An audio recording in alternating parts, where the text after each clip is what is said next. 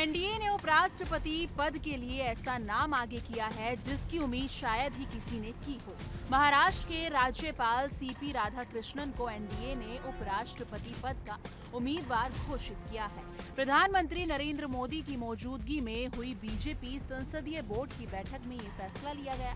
JP Nadda ने press conference कर इस बात की जानकारी दी और साथ ही कहा कि विपक्ष से भी सहमति लेने की कोशिश की जाएगी ताकि चुनाव निर्विरोध हो। लेकिन सबसे बड़ा सवाल ये है कि सीपी राधाकृष्णन कौन है और बीजेपी ने उन्हें क्यों चुना।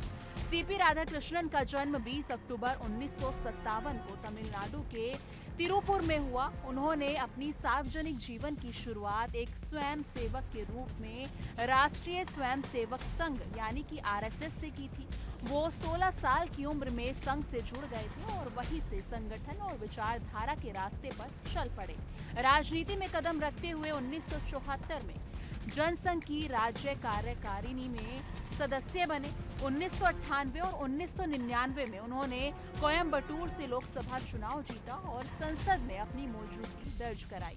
संसद सदस्य के रूप में उन्होंने कई महत्वपूर्ण संसदीय समितियों में काम किया और बाद में झारखंड, महाराष्ट्र, तेलंगाना और पुडुचेरी जैसे राज्यों में राज्यसभा के तौर पर भी सेवाएं दी। अब सवाल उठता है बीजेपी ने उन्हीं को उपराष्ट्रपति पद के लिए क्यों चुना, जबकि कई और बड़े नामों की भी चर्चा हो रही है। दरअसल ये फैसला सिर्फ एक व्यक्ति विशेष के नाम पर नहीं बल्कि एक राजनीतिक रणनीति का हिस्सा है। सीपी राधाकृष्णन दक्षिण भारत, खासकर तमिलनाडु से आते हैं। ऐसे समय में जब बीजेपी दक्षिण भारत में अपनी पकड़ मजबूत करने की कोशिश कर रही है, उनकी उम्मीदवारी एक मजबूत संदेश देती है। साथ ही वो संगठन और संघ के पुराने विश्वसनीय चेहरे हैं जो पार्टी के लिए सैद्धांतिक रूप से भी महत्वपूर्ण है।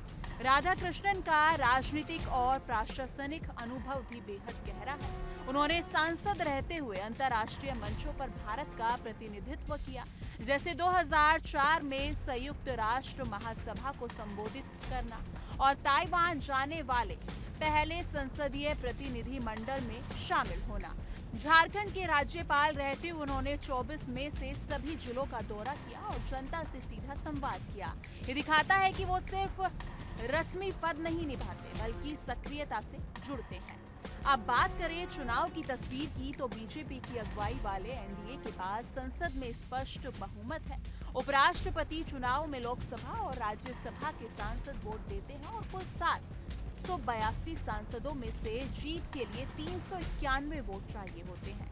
एनडीए के पास लगभग 422 सांसदों का समर्थन है, यानी राधाकृष्णन की जीत लगभग तय मानी जा रही थी। हालांकि विपक्षी इंडिया गठबंधन भी साझा उम्मीदवार पर विचार कर रहा था, लेकिन संख्या बल के आधार पर बीजेपी की स्थिति मजबूत दिखाई दे रही थी। राधाकृष्णन के नाम की घोषणा के बाद बीजेपी के लक्ष्मण का बयान सामने आया है। आइए नजर डाल लेते हैं। सीपी राधाकृष्ण जो उपराष्ट्रपति का जो नाम घोषित हुआ, कल जो संसदीय बोर्ड का बैठक आदरणीय मोदी जी के नेतृत्व में और हमारे आदरणीय अध्यक्ष नड्डा जी के नेतृत्व में जो बैठक किया, पूरे सर्वसम्मति से और एनडीए दल के पूरे समर्थन से ये सीपी राधाकृष्ण का घोषणा हुआ।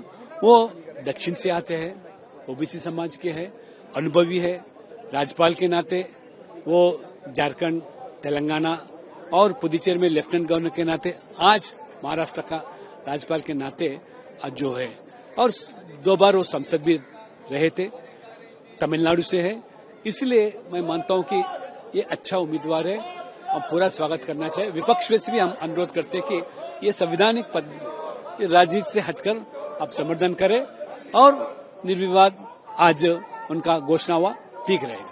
सीपी राधाकृष्णन की उम्मीदवारी बीजेपी की एक लंबी रणनीति का हिस्सा है। ये सिर्फ एक संवैधानिक पद की नियुक्ति नहीं है, बल्कि दक्षिण भारत में राजनीतिक विस्तार की योजना, संगठन के साथ मजबूती से जुड़े नेताओं को सम्मान देने की नीति और विपक्ष को चौंकाने वाली चाल का मेल है। वो न सिर्फ एक राजनीतिक चेहरे हैं बल्कि संगठन, सेवा और विचारधारा के प्रतीक भी हैं। अब देखने वाली बात ये होगी कि विपक्ष इस नाम के सामने किसे खड़ा करता है और क्या ये मुकाबला सिर्फ एक चुनाव रहेगा या भविष्य की राजनीति की दिशा भी तय करेगा। इस मुद्दे को लेकर आप क्या सोचते हैं? कमेंट सेक्शन में अपनी राय जरूर साझा कीजिएगा।